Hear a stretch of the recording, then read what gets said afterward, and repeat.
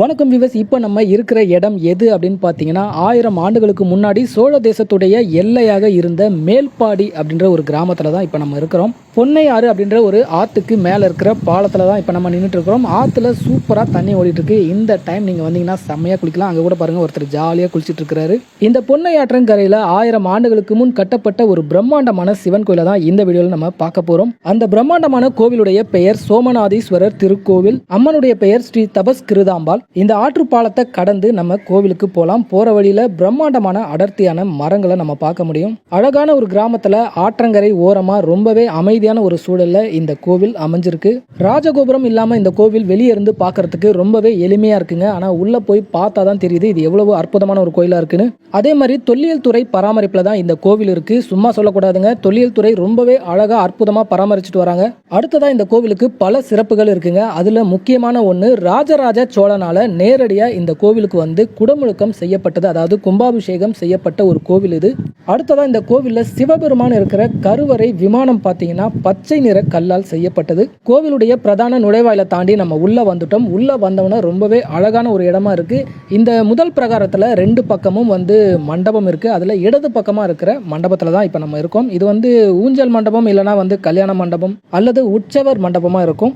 இந்த மண்டபம் ரொம்ப அழகா மெயின்டைன் பண்ணிட்டு இருக்காங்க. பல கோவில்ல நான் பார்த்துருக்கேன், அப்படியே வவ்வால்லாம் இருக்கும், அதுக்கப்புறம் ஒரு பேட் ஸ்மெல் இருக்கும். இந்த கோவிலில் அந்த மாதிரிலாம் எதுவுமே இல்லாமல் அவ்வளவு நீட்டாக இந்த கோவிலை வந்து மெயின்டைன் பண்ணுறாங்க. இது பார்க்கறதுக்கே ரொம்ப அழகாக இருக்குது. ஒவ்வொரு கோயிலும் இந்த மாதிரி அழகாக மெயின்டைன் பண்ணாங்கன்னா ரொம்பவே சந்தோஷமாக இருக்கும் நமக்கு.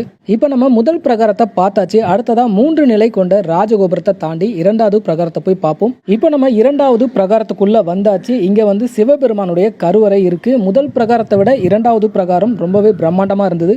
இங்கேருந்து நம்ம பார்க்குறப்பவே கருவறை விமானம் வந்து ஒரு கருநிற பச்சை நிறத்துல தெரியுது. கோபுரத்துக்கு எதிரே பாத்தீங்கன்னா விநாயகருடைய ஒரு சிலை வச்சிருக்காங்க. நம்ம இப்ப விநாயகரை வணங்கிட்டு சிவபெருமான் இருக்கிற கருவறைக்கு போவோம். இந்த இடத்துல நான் 2 பேருக்கு கோடான கோடி நன்றிகளை சொல்ல விரும்புறேன். ஒன்னு வந்து தொல்லியல் துறை இந்த கோவிலை ரொம்ப அற்புதமா வந்து பராமரிக்கிறாங்க. 2வது இந்த கோவில்ல பூஜை செய்யறவர், அவருடைய ஒத்துழைப்பு இல்லாம இந்த கோவிலை இவ்வளவு அழகா பராமரிக்க முடியாது. ரொம்பவே அன்பான மனிதர். என்னை பார்த்தோன்னே சென்னையில இருந்து வரீங்களா அப்படின்னு கேட்டாரு. ஆமான்னு சொன்னேன். வர 20ஆம் தேதி இங்க வந்து அன்னாபிஷேகம் நடக்குது, மறக்காம வந்து கலந்துக்கோங்க அப்படின்னு சொன்னாரு. வர 20ஆம் தேதி நீங்க ஃப்ரீயா இருந்தீங்கன்னா மறக்காம இந்த கோவிலுக்கு போங்க. இந்த கோவிலுக்கு எப்படி போகணும் அப்படின்ற டீடைலை இந்த வீடியோட லாஸ்ட்ல சொல்றேன். இப்போ நம்ம கருவறைக்கு முன்னாடி இருக்கிற மண்டபத்துக்கு வந்துட்டோம். 1000 ஆண்டுகளுக்கு மேல் பல மன்னர்கள் வழிபட்ட இந்த சிவபெருமானுடைய அழகை பார்க்க கோடி கண்கள் இருந்தா கூட பத்தாதுங்க. நீங்களும் பார்த்து ரசிங்க.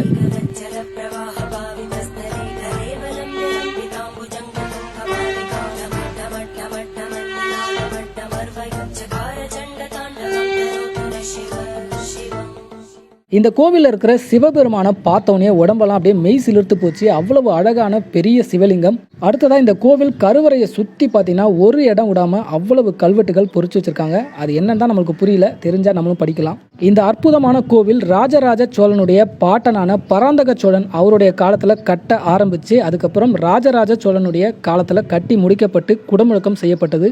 இன்னும் நம்ம சிறப்பாக சொல்லணும்னா தஞ்சை பெரிய கோவிலை விட இது வந்து பழமையான கோவில். கோவிலுடைய 3வது பிரகாரமான உட்பிரகாரத்தை நம்ம சுற்றி பார்த்தாச்சு. இப்போ நம்ம வெளியே வந்து பின்னாடி பக்கம் வந்து அம்மனுடைய சன்னதி இருக்கு. அதை போய் நம்ம பார்ப்போம். இங்க இருக்கிற அம்மன் சன்னதி வந்து விஜயநகர மன்னர்கள் அவர்களுடைய ஆட்சி காலத்துல கட்டப்பட்டது அப்படின்னு சொல்றாங்க. 1000 வருஷத்துக்கு முன்னாடி இந்த மேல்பாடி கிராமம் சோழர்களுடைய ஒரு முக்கியமான ஊரா இருந்திருக்கு. ராஷ்டிரகூடர்களுக்கும் சோழ நாட்டுக்கும் எல்லையா இந்த மேல்பாடி கிராமம் இருந்திருக்கு. இந்த எல்லையில பல போர்களும் நடந்திருக்கு அப்படின்னு சொல்றாங்க. இப்ப நம்ம அம்மன் சன்னதியை வணங்கியாச்சு. இப்ப நீங்க பார்த்துட்டு இருக்கிறது தான் கருவறை விமானம். இந்த கோவில் கருவறை விமானம் கருநிற பச்சை நிறத்துல இருக்கு. மிகவும் அரிதான பச்சை நிற கல்லால் இதை வந்து கட்டப்பட்டிருக்கு. இப்ப நம்ம நடந்து போயிட்டு இருக்கிற இடத்துல வந்து சுற்று மண்டபம் இருந்திருக்கு. அது வந்து காலப்போக்கில் சேதமடைஞ்சிருக்கு. அடுத்ததா நவகிரகம்.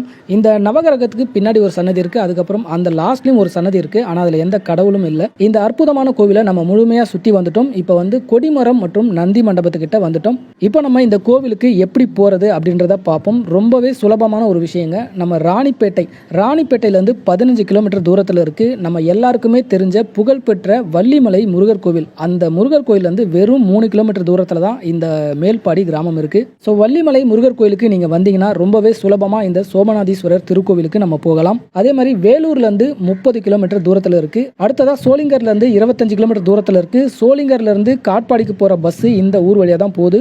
நான் வந்த ரூட் பாத்தீங்கன்னா திருவள்ளூர், அரக்கோணம், சோளிங்கர், அதுக்கப்புறம் இந்த ஊருக்கு நான் வந்தேன். ஓகே ஃப்ரெண்ட்ஸ், இதோட இந்த வீடியோ முடிஞ்சது. இந்த அற்புதமான கோயிலுக்கு நீங்களும் ஒரு தடவை வந்து பாருங்க. இந்த வீடியோ உங்களுக்கு பிடிச்சிருக்கும்னு நினைக்கிறேன். தேங்க்ஸ் ஃபார் வாட்சிங்.